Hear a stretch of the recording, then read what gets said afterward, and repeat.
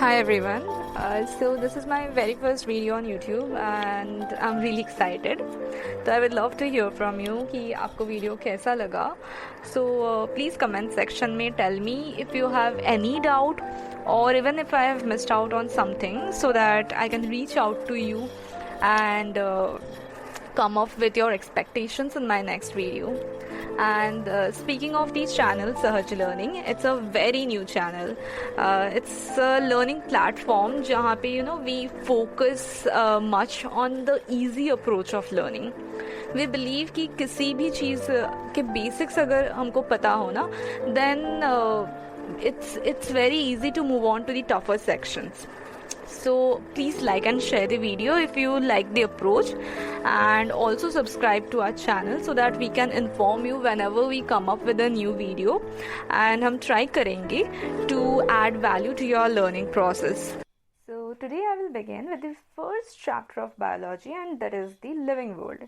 And in this video I will start on with a brief introduction on what is actually living in biological terms, and उसके बाद we will discuss about the characteristics जो एक living organism को define करते हैं and differentiate करते हैं from what is non-living. If we look at the definition of living, it says that living organisms are those which show some unique and distinctive characteristic which help us in recognizing and differentiating them from other non-living things. The most common such characteristic जो differentiate करते हैं living organism को from non living are growth, reproduction and sensitivity. और भी कुछ features है जो we don't see from outside but we know they are taking place inside the body, like metabolic reactions. So living organisms actually make the world a wonderful place.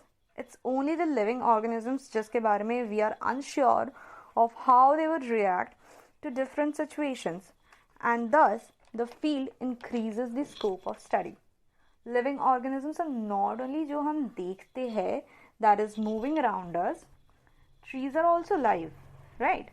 Even the microbes like virus and bacteria जो आप देख नहीं सकते with your open eyes are living. These are basically single celled. So what is growth for us जब एक cell divides to form two new different cells is actually reproduction for them. Thus हम ऐसा बोल सकते हैं कि for single celled organisms growth and reproduction same चीज़ है, that is they are inclusive. However, for bigger organisms growth and reproduction are two different things and they are exclusive. Moving on to the first fundamental characteristic that differentiates a living organism from non-living is growth. Growth के definition अगर हम देखें, growth is an intrinsic property of living organism through which they increase mass and number of cells within their bodies. सारे organisms, whether unicellular or multicellular, grow करते हैं by simple division of one cell into two, and this process continues. As I already mentioned earlier, unicellular organisms divide to form new organisms.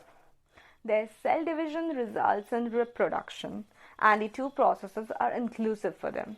However, for us or multicellular organisms, एक cell divides to form two more new cells जो होते हैं for the growth of height and weight of our body and is not equivalent to reproduction.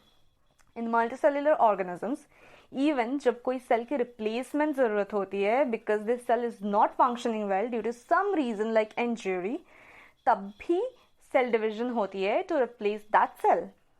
In case of non-living things also we see growth. For example, a mountain. Dust and sand जब accumulate होते हैं on the mountain, the size of the mountain grows. A glass of half-filled water. When you fill more water, the volume increases. Right? Growth is thus also a characteristic of non-living things, but occurs externally for them, whereas in living organisms, it occurs internally. The second characteristic जिसके बारे में हम आज discuss करेंगे is reproduction.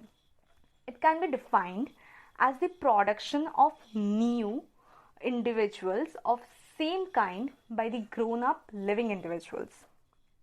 Reproduction is of two types, asexual and sexual. Asexual reproduction में जो new individuals produce होते हैं from a specified or unspecified part of a single parent without the formation or fusion of gametes, right? So there are a lot many kinds of asexual reproduction. If we look at these, the first kind of asexual reproduction occurs through fission. ये हम unicellular organisms में देख सकते हैं जहाँ एक cell divide करते हैं to form new cells which then act as new born organisms. One such example is amoeba, right? The second kind of asexual reproduction is budding. इसमें due to the unequal cell growth एक outgrowth form होते हैं which is known as bud, and ये further results in the production of new individual. इस type of sexual reproduction हमें देखने को मिलते हैं in yeast and hydra. The third type of asexual reproduction is fragmentation. In this, the body of an organism breaks into two or more fragments, and then each fragment behaves as a new individual. This is very common in filamentous algae, fungus, bryophytes. The second type of reproduction that we studied was sexual reproduction. So sexual reproduction is a process of reproduction that occurs through formation of gametes or the reproductive cells into opposite sexes of the same species, and the fusion of these gametes to form the zygote, that is the first cell or the unit of life of an organism of the same kind. ये cell further grows into a fully grown organism by cell division. So now in living organisms, though reproduction is a characteristic, there are some exceptions where the organisms do not have the ability to reproduce individually of the same kind. Okay, like mules, worker bees, infertile human couples, etc. However, ये still एक characteristic है of living organisms, since these are exceptional cases and none of the non-living things can reproduce. So move on करते हैं to the next characteristic, which is metabolism. All living organisms are formed of chemicals of different sizes, class and functions. तो ये सारे biomolecules constant नहीं रहते. They are constantly synthesized and broken down into some other biomolecules within the body through different reactions. So the sum of all these chemical reactions occurring in the body of living organisms is known as metabolism. All living organisms possess the ability to metabolize. The two types of metabolism are anabolism and catabolism. The metabolic processes in which molecules synthesize new molecules is known as anabolism. Protein synthesis के process में a lot many amino acids combine together to synthesize protein and is thus an anabolic reaction. The metabolic process in which large molecules are broken down into smaller is called catabolism. So one such example is sugar.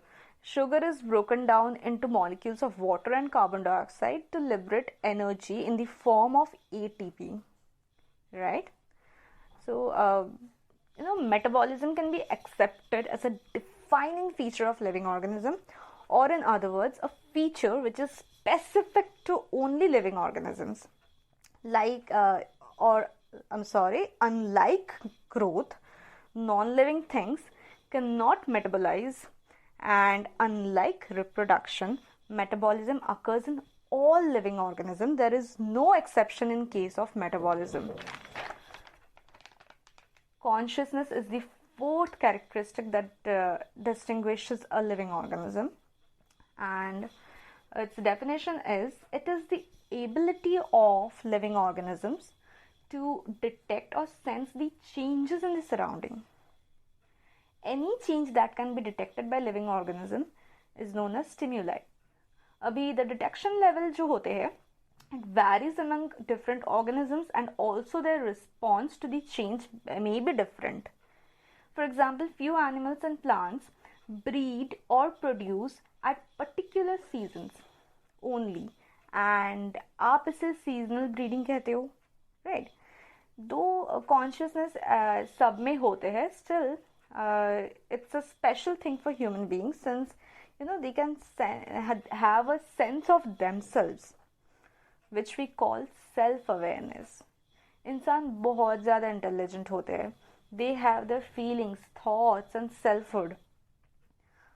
So there is something special in consciousness for human beings.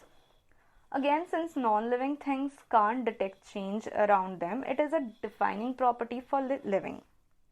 Thus, after knowing about what exactly distinguishes a living organism from non-living this far, we can say living organisms are replicating, evolving and interacting systems capable of responding to external stimuli. So this video includes this much part of the chapter. I would soon come up with a next part, and I have included a few questions which would help you revise at the end of this video. Please try to answer them in the comment section below, and thank you for watching. Stay tuned.